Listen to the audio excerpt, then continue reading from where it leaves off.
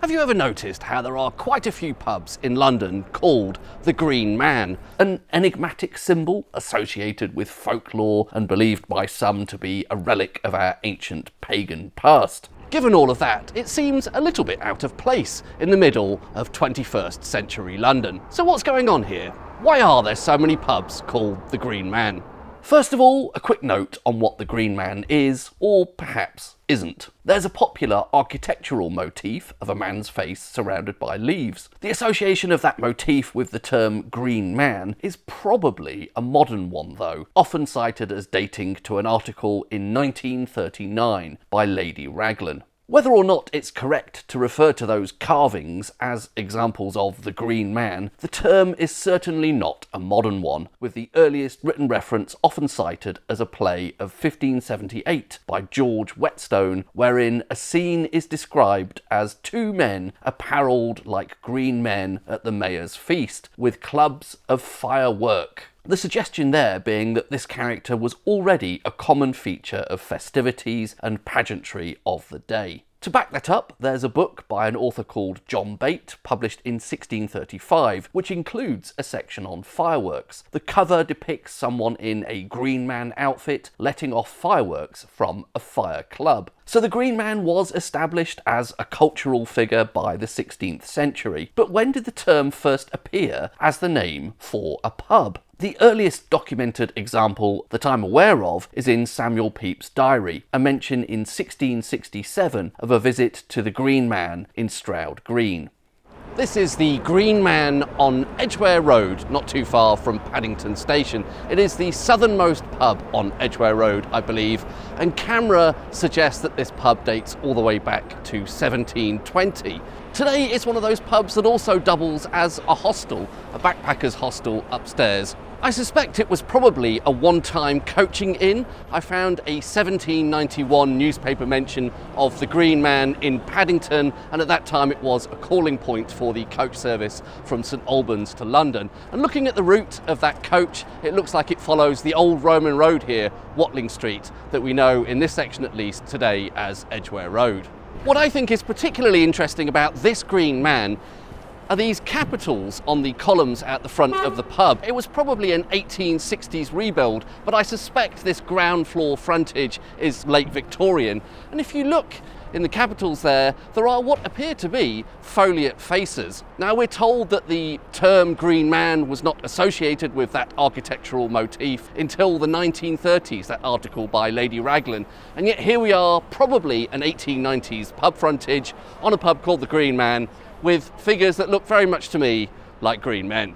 Being a backpackers hostel as well as a pub, the pub actually opens very early. I think it's open since 10 a.m. It's about 10:30 now. It's a little bit early in the day for me for my first pint, and looking through the window there, I don't think they have any real ale on in its current incarnation. So I may save my first pint of the day for the next pub, which hopefully will have something from cask. One explanation for the proliferation of pubs called the Green Man comes in a roundabout way from the Worshipful company of Distillers. This was one of the City of London livery companies, essentially guilds, which represented the interests of all the different professions at the time. The Distillers company was formed in 1638, and in the following year they published The Distiller of London. It's a fascinating book in its own right for a glimpse into distillation in England prior to the popularisation of gin, which broadly speaking, came along with William of Orange later in that century. A few pages into the book, there's the coat of arms of the Distillers Company. The supporters, that's the two figures either side of the shield, are rather unusual by heraldic standards. There's a description below which lists one as a Rus and the other as an Indian savage. According to the Modern Distillers Company website, the Russian is thought to represent Baltic rye and barley, and the Indian the source of the exotic botanicals, namely cardamom, coriander seed and other herbs and spices. It's thought that this depiction of a native of some far-off corner of the world merged in the popular consciousness with the idea of the Green Man. An illustration of the Green Man from a book titled The History of Signboards, first published in 1866, shows some visual similarities with the figure depicted in the Distillers Company coat of arms. The caption under the drawing suggests this originates from the Roxburgh Ballads, circa 1650, which isn't long after the Distillers Company's coat of arms was first granted.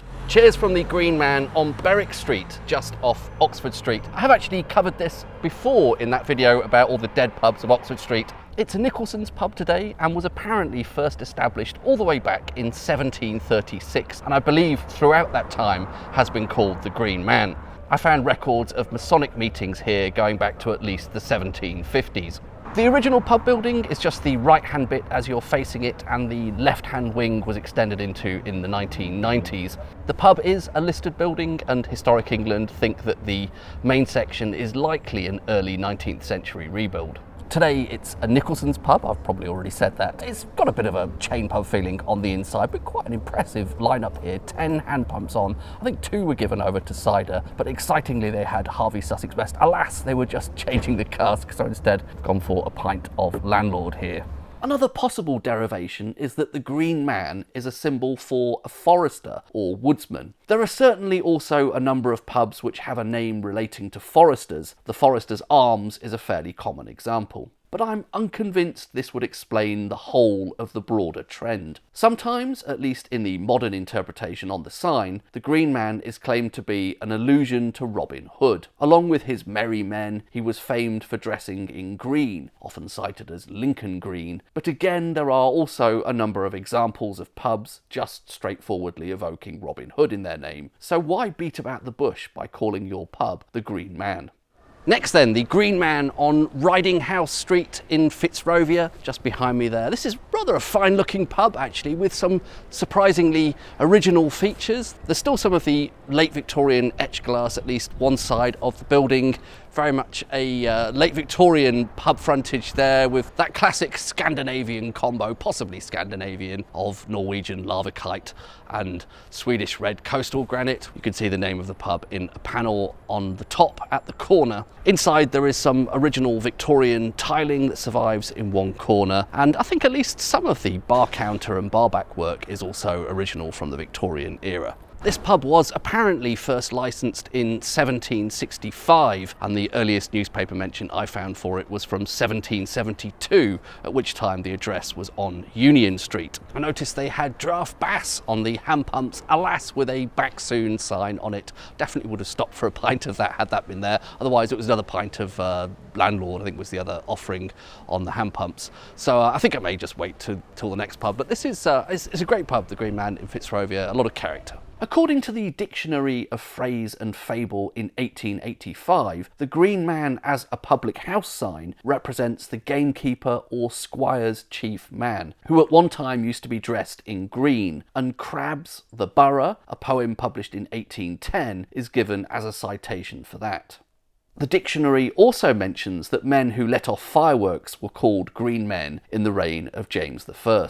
And for the and still version, that also suggests the Green Man represents a herbalist or greengrocer.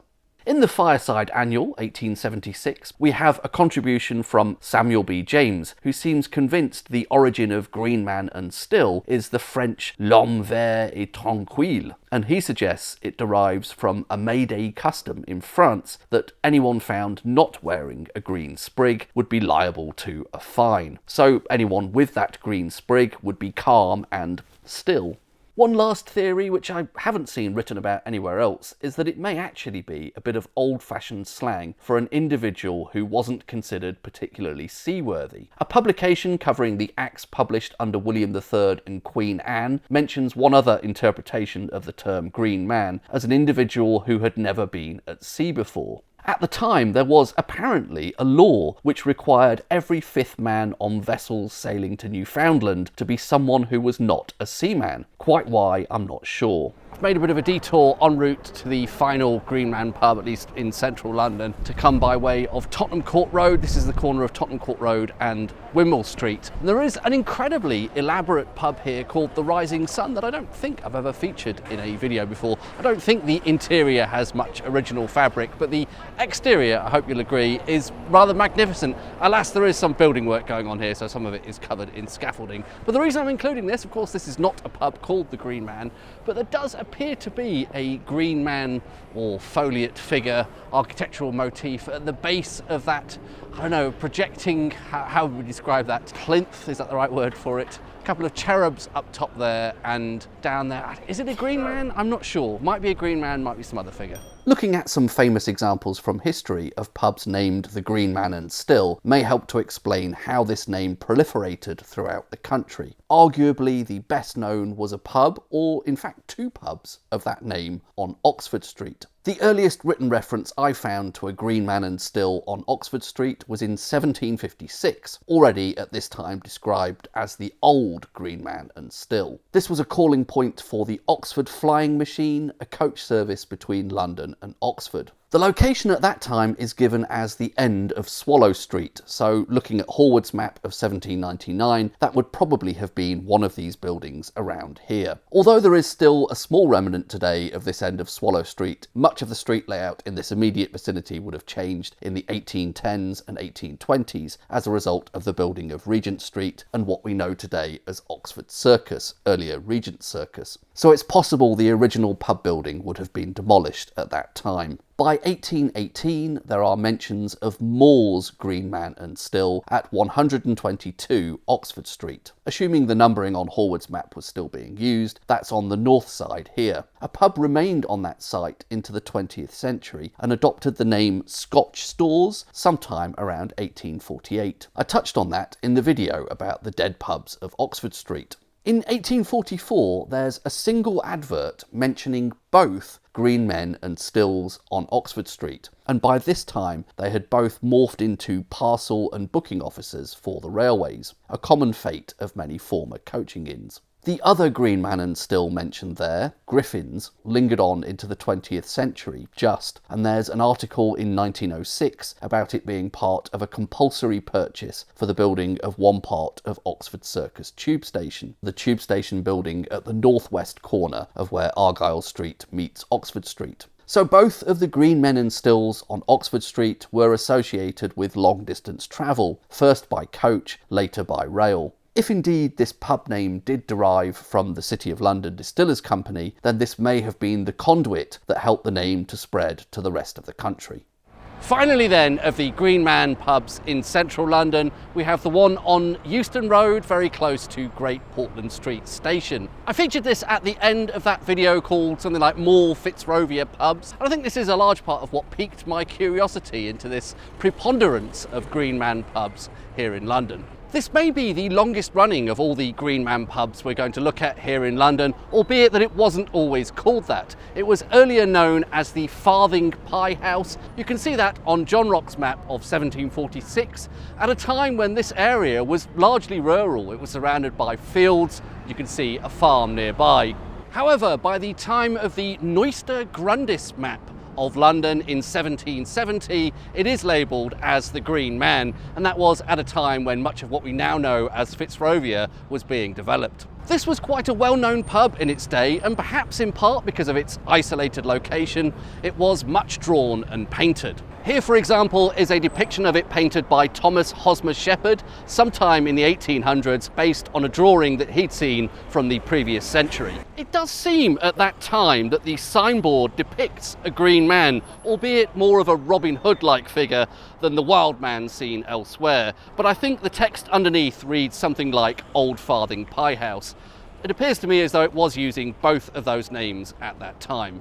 Today it is a Green King pub, which probably accounts for the way they spell the Green Man with that extra E on the end. The bar lineup was a little bit less interesting than it was last time I was here. 4 hand pumps on, 1 cider, a Lily's cider, and of the 3 beers, the only one that really appealed to me was Green King's IPA, which is not an IPA in a modern sense. It's a sort of classic English IPA. It's really just a light bitter. It's all right. It's not really my favourite brewery, but it'll do.